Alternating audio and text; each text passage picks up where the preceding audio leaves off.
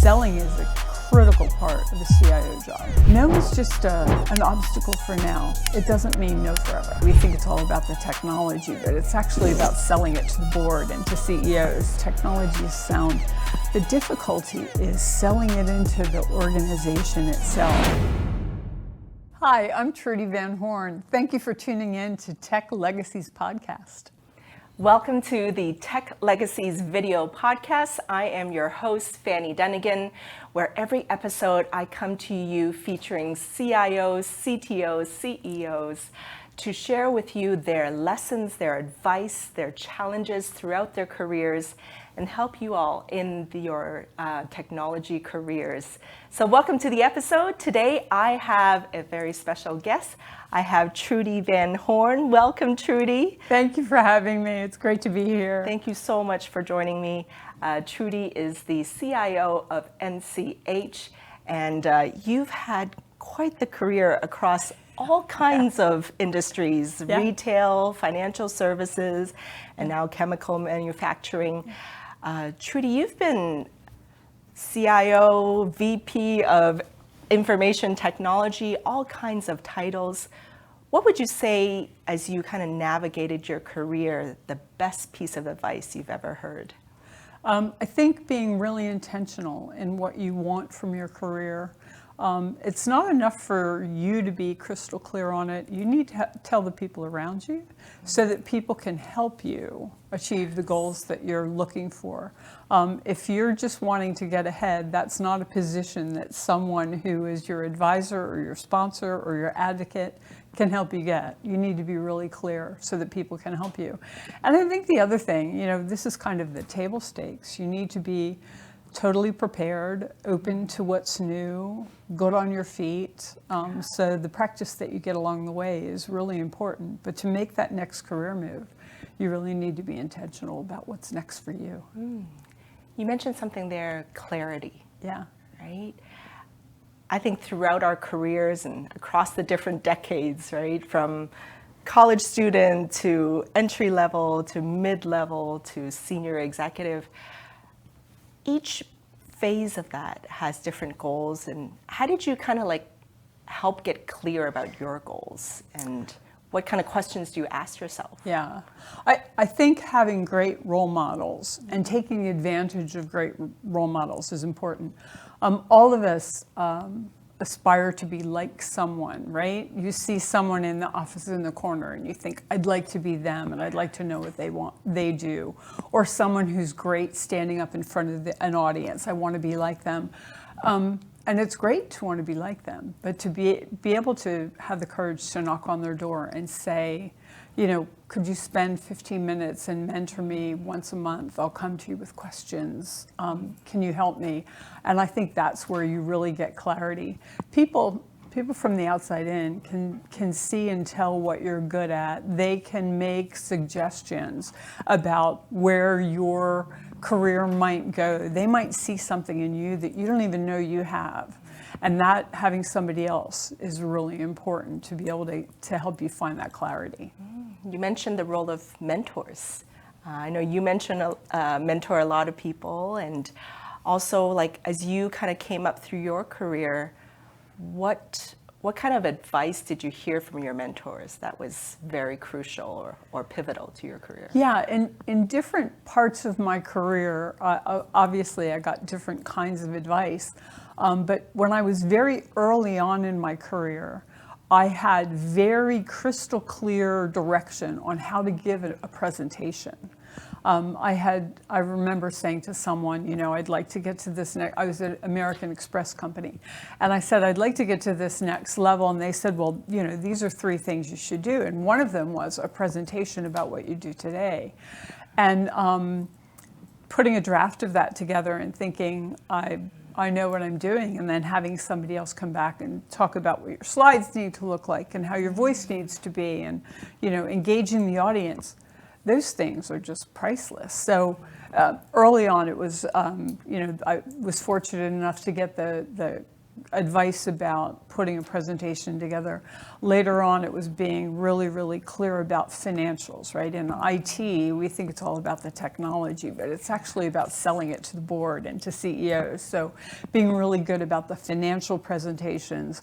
And then networking is one of those really important things. And it says that networking is just like fitness or nutrition. It's just as important. The problem is we need to make it a priority. And I think that's true for all of us, but particularly for women in tech. Yeah. Well, speaking of that, like coming up through engineering and technology, I think in my graduating class way back, we were only like 23% women. And that was in one of the more like in civil engineering. In electrical, it was like even lower. Right. And fast forward to today, we're still, I think, only around 30% women. Yes, yeah. And Why do you think that? C-level women is, 10, 11, 12. And CIOs is under 28, 27%. Yeah, I think it's a tough career. It's getting tougher, the challenges of security and costs and escalating complexity are certainly part of that. But the other thing I point out to a lot of women I talk to is we tend to hire people that are like us. And the fact is that in the senior positions, it's mostly men, and they're hiring people that are like them too. I don't necessarily think it's malicious. And I think all of us just need to be much more aware of the gender gap, the need for diversity, the benefits diversity brings, and just make sure we have a fair slate of candidates that we're considering. Even for engineer level positions, like you said, far fewer women than men. If you're looking for an engineer, you still need to ask HR or whoever is providing the slate of candidates to give you 50-50, so that you have a good comparison to make. If you're not getting those candidates to consider, you're certainly not going to make those choices.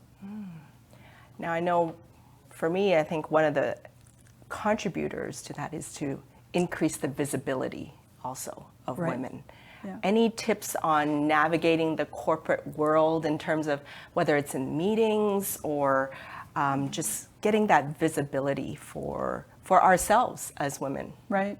I think that all of us need to have the courage and the confidence to speak up and to be heard. One of my favorite studies is George Washington University did a study and found that women were interrupted 33% more than men in meetings. And that hasn't changed over the years. So you need to be kind of forceful and assertive. Our moms told us to, not speak up and don't be too loud, and that's not going to get you where you want to go. So visibility is really important. I think that everyone should try to find an opportunity to speak in front of a group. I tell young women, even if you're speaking in front of the Girl Scouts, right, or third grade class and talking to them about a job in technology, just get some experience talking in front of an audience and keep building upon that. I think that's important. Number one, because it helps with your visibility and confidence, but number two, it shares the story, right? There's lots of other young people that are going to look at whatever you're doing and think, oh, I'd like to be that person one day. And that's inspirational and motivational. I love that tip. Like, even just to get in front of any kind of crowd. Yeah. I remember Aries Webb-Williams, who is the president of ATW, she had a great tip about even if it's just that you stand up there and introduce the next guest or the guest speaker at an event. Anything to just get started. Right. Yeah. And just, executive presence, that's where that comes from, right? Being able to speak in front of a room or dealing with a problem, something that you haven't thought of. And if you're like Aries in front of an ATW crowd or an event for ELF, their Executive Leadership Forum, things don't always go right. And it's how you handle them, right? Getting that experience, I think, is great. How would you define executive presence? Executive presence is hard to define. It's the the way that the audience perceives you as confident, believable, authentic, approachable, collaborative, smart, capable. It's a lot of different things. But the way you stand in front of the room, the way you engage people that you're talking with, all of that is part of the executive presence. You know, being the one who asks more questions and has more curiosity than being the one that does the most speaking. I think that's really important. We can learn from everyone around us, and we have to remember to do that. If you're a college student just graduating, because we just, finished June, the month of June, when all our grads came out, how do you kind of get to that point of executive presence and speaking up, even if you may not know everything yet or have the experience yet? Any tips or advice around that? Yeah, I think college and sports offer a lot of opportunities to lead or to be part of a team. Particularly in technology, there's nothing you can do on your own. You have to do it with a group of people, whether it's promoting something into the environment or fixing a problem or testing or rolling it out on a global basis. You need lots of people to be able to do that. So it really is a team sport. If you are participating in a sorority or a fraternity, or you're a treasurer of a club, or helping to be part of a charity, a charitable donation, or volunteer time, any of those things start allowing you to build that feeling of confidence in front of a room, hearing your voice, making an argument for the way that you think things should be done. All of that's great practice. Great advice. Trude, what do you think are the 3 traits that make a great leader, especially in technology? Curiosity is really important. I think a lot of times we have to ask a number of why questions, right? Why and how questions. And that curiosity is really important. I think being very versed in technology and what's new is really important as well. This is a tough industry to get ahead of all the information, but with the internet and with podcasts like yours, I mean, there's lots of great ways to collect information about new technologies or to network with peers who have used it. So I think that's really important. And then the last thing is that ability to collaborate with the people who help you get things done. And that could be the board, the CFO, the CEO, the people who need to be the champions for a project, right? You need to have a good set of relationships at the C level and with your team. So relationships, the ability to be very, very curious, and then selling to people, right? Yeah. Well, speaking of selling, as a CIO, you have to bring forth big projects. You're deploying across multiple offices across the globe. What have you learned from kind of doing these kind of multi-country, multi-phase technology deployments? At NCH Corporation, we have rolled out an ERP across the world, and it took several years to finally roll it all out to all of our countries, maybe around 40 countries altogether. And what you find is that the technology is sound. You get the right leaders involved, the technology is sound. The difficulty is selling it into the organization itself, right? Our technology team is about 100 people, and great developers and great planners and great solution builders. But really, if we're successful in building the technology, but our business users can't use it, we all get to fail. So that collaboration and communication with the business about what's coming, what's their part, what do they need to know, making sure there's a training program to get them involved, a testing program so they can actually experience the software before it gets rolled out, understand for them what impact this is going to have for their business, both during the rollout and after it comes in fruition. all of those things, that collaboration and communication, I think is essential for a technology project. We are great at the technology, the things around the edges that make other people adopt it. That's where it really takes some finesse. I want to pause real quick here and give a special shout out to one of our sponsors, CG Infinity. I've worked with them for several years now, and I can truly say that they have one of the best workplace cultures that I've ever experienced. And they specialize in a variety of industries, especially energy, utilities, and financial services. And they serve them through their Salesforce, cloud, as well as customer experience services. So thank you, CG Infinity, and I hope you'll support them as they have supported us here at the podcast. Do you have an example of maybe a challenge that you face and like a big learning lesson that you got out of it? I've had a career in a lot of different industries, and some of the companies were just US based. And when you think of deploying technology into the hands of your end users, if you come from that US-based mindset, you don't realize that you need 19 languages. And how are you going to get 19 languages to be translated? And do you want it to be translated by a third-party firm, or do you want to engage the company and each of those countries in translating keywords and really being part of the project from the beginning? But that's really surprising when you realize diversity of the complex infrastructure and then diversity of the user base that's going to embrace the software. But I think language challenge was probably one of the first things at NCH, just because we're in 58 countries. I mean, it's not like we're just in a couple countries in Europe and then most of North America. It's a very complex environment. Any unique solutions that you found to handle that or to address that? So we're kind of a bootstrap company, right? We kind of get in there and try to muscle through all of this ourselves. So that engaging the end user population in translations and testings from the beginning, I think always leads to a much smoother deployment.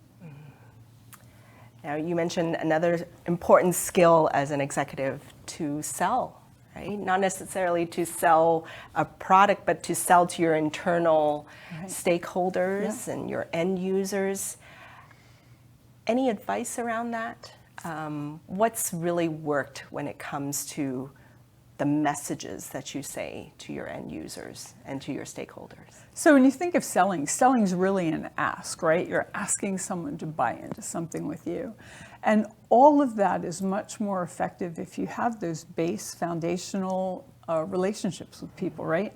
So that creating the ability to chit-chat with someone or understand their background or understand what they think is important is really fundamental to being able to go back to them and pitch an idea or talk about how much something is going to cost. So I think that the relationships are really, really important. The other thing is you need to be very planful, right? You need to be very planful. People don't want to support a project where they don't really know the beginning, the middle, of the end, and the cost. And that's really important to develop as well. But selling is a critical part of the CIO job. There's lots of people to sell to. Business partners, the board, the CFO, division heads, and then you have to get the team and the user population on board as well. So it's selling at all levels. What happens when you hear no? When I worked at Victoria's Secret, I worked for a woman who said to me, you have to remember, no isn't always no. No is not now. No is you didn't have the right pitch. No is you maybe haven't thought through all the questions. No is just an obstacle for now. It doesn't mean no forever.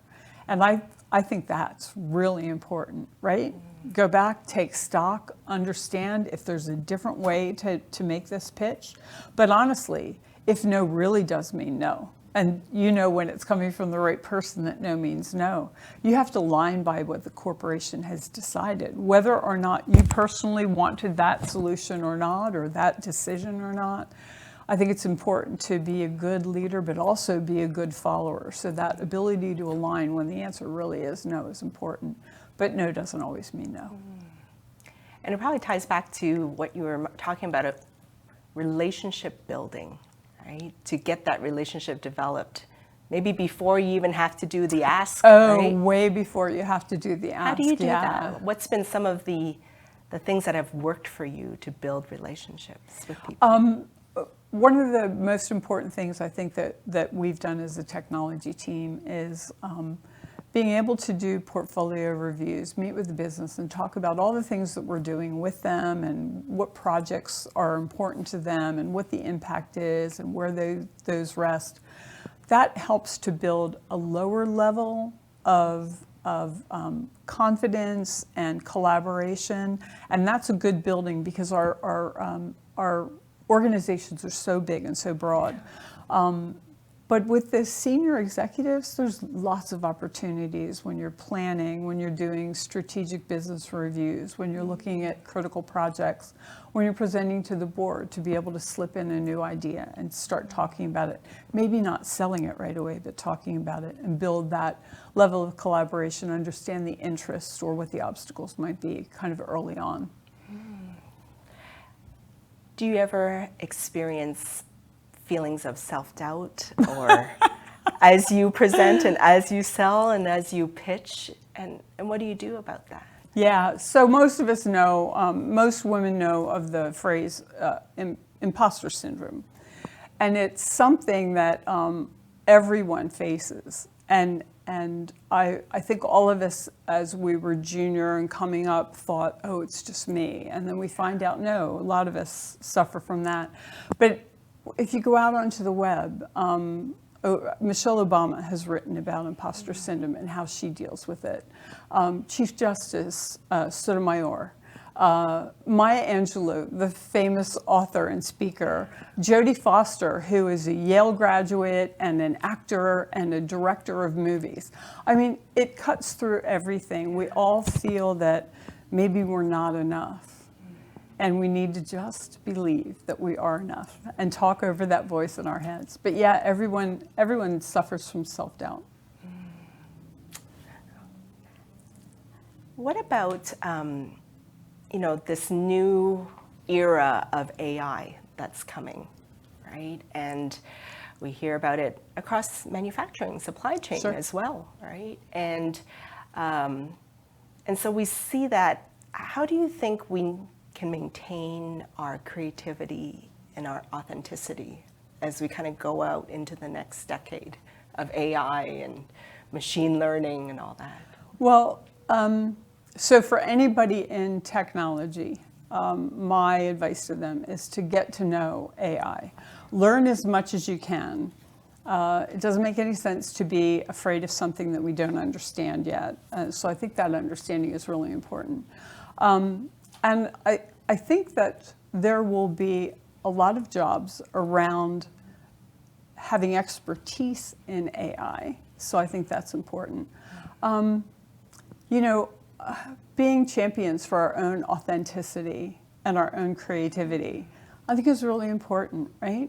We all need to be standing up for ourselves and know what's important for us and find a way to be true to ourselves. And AI can challenge that. But I know a lot of people who are getting great advice from AI, saving some time in research from AI, and also thinking about the world differently, which is also a good thing. How are you a champion of your own authenticity, Trude? The most important thing for me, I'm very senior in my career, trying to step back and figure out what's new for me in a second chapter. What's really important for me is helping the next generation of leaders in technology navigate the way. There's a lot of us in technology, and a small percentage get into leadership. And particularly women in leadership, the numbers are dwindling. So I want to be able to help new leaders in technology and taking a page from my own book, right? Being able to stand up in front of a group, whether it's the ATW group, I'm on the advisory board for ATW, or meeting at CIO Connections every 2 weeks with peer CIOs, or standing up in front of a group of students with working on UTD and content creation, and all of those things really tap on the authentic me, right? I can't bring anyone along on what I've learned and what I've done without sharing all the good and all the failures and challenges along the way, and I think that keeps me authentic. When do you find the time to fit all that in? Everything is priorities, right? And I'm not a good sleeper, and I have always worked just about every day, Saturdays and Sundays. So I find the time for what's important for me. But again, that legacy of helping the next generation get to the technology leadership, I think is really, really important. We need younger people, we need more women, we need more minorities in technology roles. And the only way we can do that is all of us reaching out, grabbing some hands and bringing them along with us, making sure that we all do that. And it's a call to action for all the IT leaders today. But why you specifically? Why are you so motivated to do that? What drives you? I think I am where I am because the people who took an interest in me when I was younger, who gave me hard lessons along the way, told me what I needed to learn and how I needed to learn it. And I don't think I would be where I am if those people hadn't invested in me. So I think it's a little bit of giving back, right? Paying it forward. The people who invested in me, now I need to invest in other people. When did Trude first get interested in technology? I come from a family of engineers. In our family, all the men were engineers. Most of the women did not go to school. And I wanted to be like all those engineer guys. Right from the beginning, I wanted to be in IT and accounting. That was where I wanted my double major to be. And that served me well by learning a lot about finance, learning a lot about marketing and how to pitch, learning a lot about people and how to motivate and engage them, and then technology to drive business forward. Love that. So this next phase of your life, right? You said it's about paying it forward. Any kind of communities or networking associations that you'd recommend to our audience here for them to kind of network and build out their network? Oh yeah, we are so blessed to be in DFW.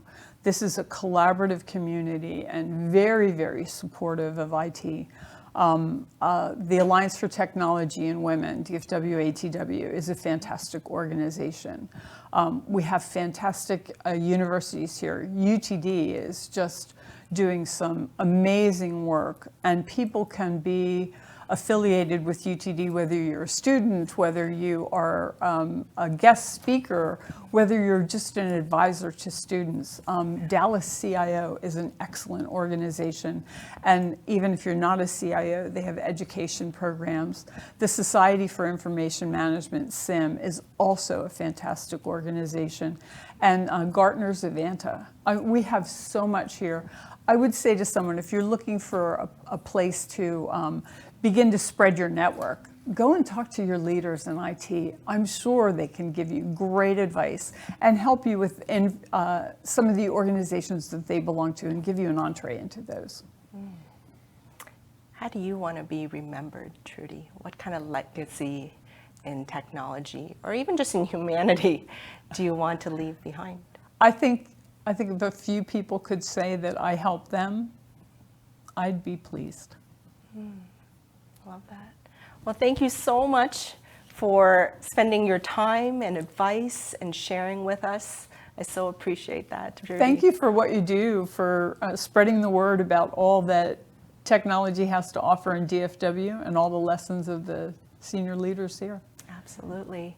and that way we can all grow together. I'm continually learning from these amazing technology executives. And for you, continue to tune in to every episode here. Be sure to like and ring that bell and get that notification on YouTube, and subscribe to our YouTube channel, Tech Legacies, and then all the other podcast platforms. Be sure to subscribe to that. So thank you everyone for tuning into the Tech Legacies video podcast. We'll see you on the next episode.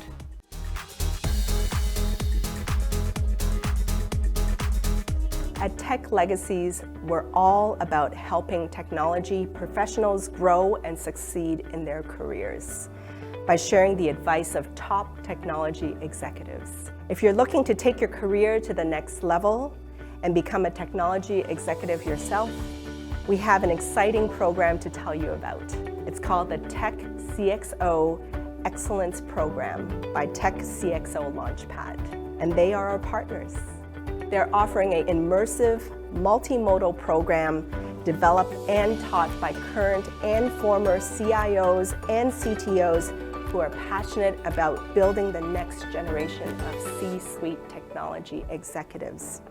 And you'll experience a full immersion into the C-suite world, and also get to collaborate, network, and experience capstone-style projects with other professionals. And this is all while benefiting from face-to-face interactions in person with industry guest speakers. It is exclusively for a new level of C-suite executives and C-level direct reports and second directs who are earmarked for succession planning and career growth.